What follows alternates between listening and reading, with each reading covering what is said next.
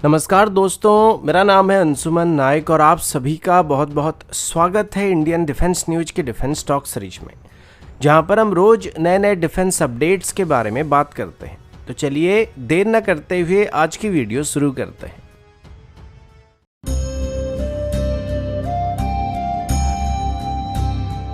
आज की पहली अपडेट एरो इंजन की तरफ से। कुछ दिन पहले ही डिफेंस एक्सपो के दौरान जनरल इलेक्ट्रिक की तरफ से स्टेटमेंट इशू किया गया था कि वो अभी भारत के साथ अपनी GE414 IN-S6 इंजन की टेक्नोलॉजी को शेयर करने वाले हैं और इस इंजन को अभी लोकली भारत में मैन्युफैक्चर किया जाएगा, जो कि HAL की तरफ से टेक्नोलॉजी ट्रांसफर के साथ मैन्युफैक्चर किए जाएंगे। अब ये उन इंजन्स के लिए होने वाली थी जिसके लिए HAL की तरफ से पहले से ऑर्डर को प्लेस किया गया था और पहले बैच में ऐसे 99 इंजन्स को खरीदने का प्लानिंग किया गया था, जिनको आगे चल के हम लोग तेजस MK2 में और एमका की प्रोटोटाइप्स और इसकी जो Mark 1 वर्जन होने वाले उन सभी में इस्तेमाल करने वाले थे। लेकिन यहाँ पर बाद में पता चला कि जनरल इलेक्ट्रिक की तरफ से अभी जो टेक्नोलॉजी ट्रांसफर करने का ऑफर दिया जा रहा था वो कंप्लीट TOT नहीं होने वाला था, बल्कि पार्शियल टेक्नोलॉजी ट्रांसफर होने वाला था, जिसमें इंजन की कोर टेक्नोलॉजी भारत के साथ शेयर नहीं किया जाएगा, बल्कि सिर्फ इसकी आफ्टर बर्नर सेक्शन की टेक्नोलॉजी भारत के साथ शेयर करने की बात की गई थी। और अभी ये जनरल इलेक्ट्रिक की 414 IN-S6 इंजन की बात हो रही है। आज पता चला कि अभी जनरल इलेक्ट्रिक की तरफ से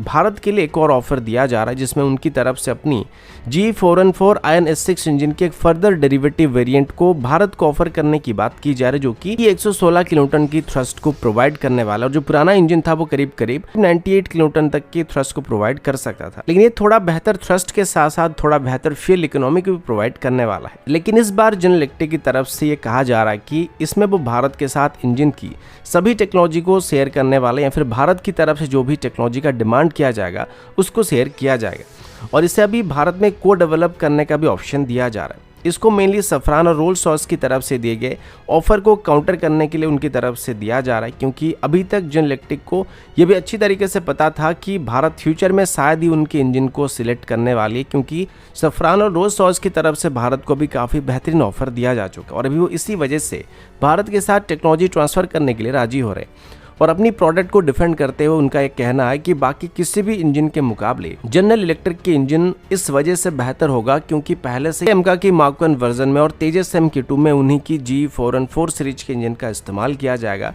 और अगर उनको अपग्रेड करने की बात आएगी तो तब अगर हम किसी नए इंजन को इसकी जगह पर प्लेस करने की कोशिश करेंगे तो इंजन बे में कुछ मॉडिफिकेशन करने की ज़रूरत पड़ सकता है, क्योंकि हर एक इंजन की डायमेंशन सेम नहीं होता है, यानी कि एग्जैक्टली सेम नहीं होता है। पर जनरल इलेक्ट्रिक का ये कहना है कि अगर भारत उन्हीं की अपग्रेडेड GE414 सीरीज के इंजन को सिलेक्ट करता है तो ये एक प्लग एंड प्ले सिस्टम की तरह होने वाला है, क्योंकि इसकी अपग्रेडेड वेरिएंट में भी इंजन की ओवरऑल आउटर स्ट्रक्चर में कोई भी चेंज नहीं किया गया। तो बस पुराना इंजन निकाल दो और नया इंजन फिट कर दो, इतना सिंपल होने वाला है और कोई भी एक नट बोल्ट को यहाँ पे चेंज करने की जरूरत नहीं पड़ेगी। लेकिन फिर भी सफरान की तरफ से और रोल्स रॉयस की तरफ से जो ऑफर भारत को दिया गया है उनके साथ अभी के लिए हम जी की तरफ से दिए गए ऑफर को कंपेयर नहीं कर सकते, क्योंकि वो दोनों अभी हमें इंजन की कंप्लीट टेक्नोलॉजी ट्रांसफर करने के साथ साथ इंटेलेक्चुअल प्रॉपर्टी और इसकी एक्सपोर्ट राइट को भी देने के लिए राजी हो चुके हैं, जो कि शायद ही यूएस की तरफ से आगे चल के ऑफर किया जाएगा, या फिर यूएस शायद ही हमें ऐसा ऑफर देने वाला है। अभी वो सिर्फ अपनी फायदा को ही देख रहा है ताकि आगे चल के जो 1000 के आसपास इंजन की जरूरत भारत को पड़ने वाली है उनकी ऑर्डर को हासिल कर पाएंगे। लेकिन असल मायने में फायदा तो तब होगा जब हम अपने खुद की एरो इंजन के साथ साथ अपने फाइटर जेट को एक्सपोर्ट करना शुरू करेंगे, और ये चीज हम जनरल इलेक्ट्रिक की ऑफर के साथ कभी भी पूरा नहीं कर पाएंगे। अगला अपडेट हमारी लाइट कॉम्बैट हेलीकॉप्टर या प्रचंड हेलीकॉप्टर को लेके। हाल ही में इसको इंडियन एयरफोर्स में कमीशन किया गया था और जल्दी इसकी 2 ऑपरेशनल स्क्वाड्रन को लद्दाख में और अरुणाचल प्रदेश रीजन में डिप्लॉय कर दिया जाएगा। इनमें से एक आर्मी के अंडर रहेगी और दूसरी एयरफोर्स के अंडर रहने वाली है। इसी बीच DRDO की तरफ से बताया जा रहा है कि अभी वो इन हेलीकॉप्टर्स के लिए लॉन्ग रेंज प्रिसिशन स्ट्राइक करने वाले वेपन्स को डेवलप कर रहे हैं, जो कि एक तरीके से air launched anti tank guided missile की तरह होने वाली है और इनकी रेंज 20 से 25 किलोमीटर के आसपास होने वाली है। अब जब भी हम कॉम्बैट हेलीकॉप्टर की बात करते हैं तो इनके पास इतना ज्यादा स्पीड नहीं होता और इस वजह से दुश्मन की क्लोज रेंज की एयर डिफेंस सिस्टम्स के लिए एक ईजी टारगेट बन जाती है या मैनपेट्स के लिए ईजी टारगेट्स बन जाते हैं। तो ऐसे सिचुएशन में अगर इनके पास स्टैंड अप वेपन मौजूद रहेगा तो ये काफी दूरी से ही मिसाइल को लॉन्च करके दुश्मन को नष्ट कर सकते हैं और खुद को सेफ भी रख सकते हैं। अभी के लिए DRDO के पास सैंट और हेलिना नाम की या ध्रुवास्त्र नाम की 2 एंटी टैंक वेपन मौजूद है, जिनमें से हेलिना मिसाइल की बात करें या ध्रुवास्त्र मिसाइल की बात करें तो इसकी रेंज करीब 5 से 8 किलोमीटर तक होने वाली है और stand of anti tank missile यानी कि सैंड मिसाइल की रेंज करीब 10 से 12 किलोमीटर तक होने वाली है। इनमें से ध्रुवास्त्र या हेलिना मिसाइल की सभी ट्रायल अभी हाल ही में कंप्लीट किया जा चुका और उसको अभी लाइट कॉम्बैट हेलीकॉप्टर के साथ साथ रुद्र हेलीकॉप्टर में भी इंटीग्रेट करने के लिए क्लियरेंस दिया जा चुका है और 2023 की शुरुआत में ही डीआरडीओ की तरफ से stand of anti tank missile यानी कि सैंड मिसाइल की भी टेस्टिंग करने की बात की गई है। इसके बाद डीआरडीओ की तरफ से अभी एक लॉन्ग रेंज की एंटी टैंक गाइडेड मिसाइल को डेवलप करने की बात किया जा रहा है और अभी हमारी man portable air defence system के लिए बनाए गए मिसाइल को इस्तेमाल करके लाइट कॉम्बैट हेलीकॉप्टर के लिए एक एयर लॉन्च्ड क्लोज रेंज की एयर मिसाइल को भी डेवलप किया जा रहा है जो कि दुश्मन के हेलीकॉप्टर्स को या ड्रोन्स को टारगेट करने के लिए इस्तेमाल किया जा सकेगा। अगला अपडेट HTSC 1200 सीरीज के इंजन को लेके। अभी तक हम एरो इंजन के बारे में बात कर रहे थे लेकिन अभी हम हेलीकॉप्टर इंजन के बारे में बात करेंगे। वैसे देखा जाए तो एयरक्राफ्ट और हेलीकॉप्टर के बीच अगर एक कंपैरिजन करें तो हम एयरक्राफ्ट के मुकाबले ज़्यादा इंडिजिनस हेलीकॉप्टर को अभी तक बना चुके हैं जिसमें ध्रुव हेलीकॉप्टर से लेके लाइट कॉम्बैट हेलीकॉप्टर तक शामिल है और अभी हम Mi-17 को रिप्लेस करने के लिए इंडियन मल्टी रोल हेलीकॉप्टर को भी डेवलप कर रहे हैं। लेकिन अभी तक हमारे जितने भी हेलीकॉप्टर हैं उनमें फ्रेंच ऑरिजिन इंजन्स का इस्तेमाल किया जाता है और इनको टेक्नोलॉजी ट्रांसफ़र के साथ लोकली मैन्युफैक्चर किया जाता है, लाइसेंस प्रोडक्शन के तौर पर मैन्युफैक्चर किया जाता है। पर अभी पहली बार HAL की कोरापुट डिवीजन जो कि खास करके एरो इंजन्स को मैन्युफैक्चर करती है उनकी तरफ से भी एक 1200 किलोवाट की टर्बोसैफ्ट इंजन को डेवलप किया गया। अभी हाल ही में इसके हाई एल्टीट्यूड टेस्ट को कंप्लीट किया गया था जिसे लेह रीजन में कंडक्ट किया गया था और बताया जा रहा है कि इसको डेवलप करने में HAL को हमारे डिफेंस मेट्रोलॉजिकल रिसर्च लैबोरेटरी यानी कि DMRL की तरफ से मदद किया गया था और ये इंजन हेलीकॉप्टर्स में इंटीग्रेट होने के लिए 2025 तक तैयार कर दिया जाएगा और 2025 तक इसको फ्लाइट सर्टिफिकेशन भी मिल जाएगा जिसके बाद हम आसानी से इसको हमारे हेलीकॉप्टर्स में इस्तेमाल कर पाएंगे। अब आप ये भी सोच सकते हैं कि ऐसा कौन से हेलीकॉप्टर होंगे जिनमें हम आगे चल के इस इंजन का इस्तेमाल कर पाएंगे। तो HAL के मुताबिक इस इंजन को 3 टन क्लास से लेके 6 टन क्लास तक के हेलीकॉप्टर्स को पावर करने के लिए इस्तेमाल किया जा सकता है और इनको लाइट यूटिलिटी हेलीकॉप्टर से लेके एडवांस लाइट हेलीकॉप्टर तक और यहाँ तक कि लाइट कॉम्बैट हेलीकॉप्टर में भी इस्तेमाल किया जा सकता है जो कि फ्रेंच ऑरिजिन इंजन्स के ऊपर हमारी डिपेंडेंसी को काफ़ी हद तक कम करने वाला और साथ ही इससे हमारे हेलीकॉप्टर्स में हमारे इंडिजिनस कंटेंट की मात्रा काफ़ी हद तक इंक्रीज होने वाला है। अगला अपडेट भारत और चाइना की तरफ से और अभी हम चाइना की स्पाई शिप के बारे में बात करने वाले हैं।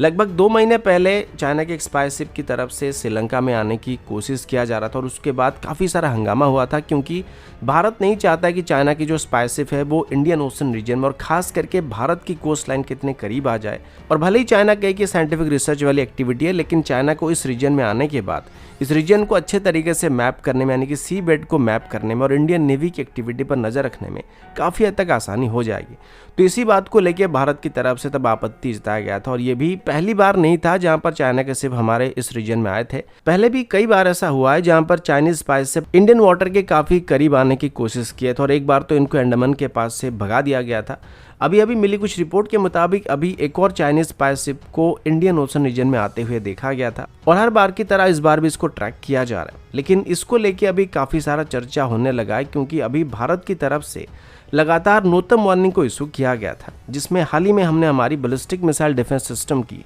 फेज 2 इंटरसेप्टर मिसाइल को टेस्ट किया था और आने वाले समय में और भी कई सारे मिसाइल की टेस्टिंग होने वाली थी। तो अगर इस टेस्टिंग के दौरान इंडियन ओशन रीजन में कोई भी चाइनीज स्पाई शिप मौजूद रहता है तो ये भारत को ज़रूर थोड़ा सा इनसिक्योर फील कराने वाला है। तो इस वजह से अब ये सोचा जा रहा है कि भारत शायद अपनी टेस्टिंग को पोस्टपोन कर सकता है क्योंकि भले ही चाइना के शिप अभी इंडियन वाटर से काफ़ी दूर मौजूद है लेकिन वहाँ से भी वो हमारे ऊपर नज़र रख सकते हैं और जब तक वो इंटरनेशनल वाटर में मौजूद है तब तक हम कोई भी ऑफिशियल एक्शन उनके ऊपर नहीं ले सकते या फिर उनको वहाँ से दूर जाने के लिए भी नहीं कह सकते। तो कहीं ना कहीं चाइना की तरफ से इनको हमारे ऊपर नज़र रखने के लिए वहाँ पे डिप्लॉय किया जा रहा है जो कि हमारे लिए अच्छा संकेत नहीं है। ये वेसल सुंडा स्ट्रेट से होते हुए इंडियन ओशन रीजन में आया था और अभी लगातार बेसिस पर इसको ट्रैक करने की कोशिश किया जा रहा है।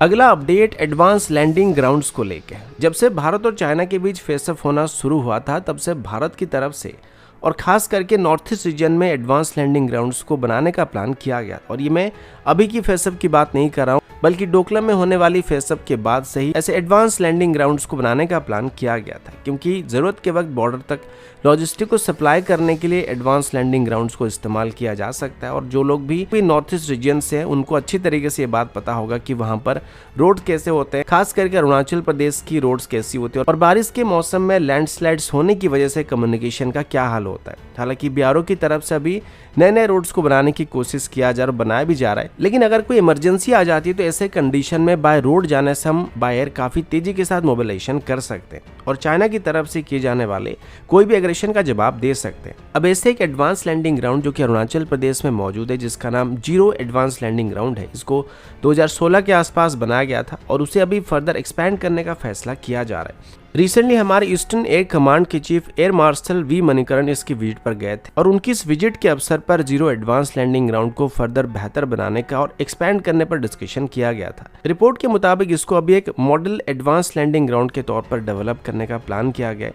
और इसके रनवे को अभी फर्दर एक्सपैंड करने की बात किया जा रहा है। अभी इसकी जो मेन रनवे है वो करीब 1.3 किलोमीटर लंबा है, जिससे अभी के लिए हम बस डोनर जैसे एयरक्राफ्ट को ऑपरेट कर सकते हैं, लेकिन अभी इसको 200 मीटर के आसपास और एक्सपैंड करने का फैसला किया जा रहा है ताकि हम आसानी से यहाँ पर कोई भी 50 सीटर वाली एयरक्राफ्ट को ऑपरेट कर पाएंगे, जो कि हमें बेहतर मोबिलाइजेशन कैपेसिटी देने वाला है। तो दोस्तों अभी के लिए इतना ही, मिलता हूँ आपसे अगले वीडियो में, तब तक के लिए जय हिंद, वंदे मातरम।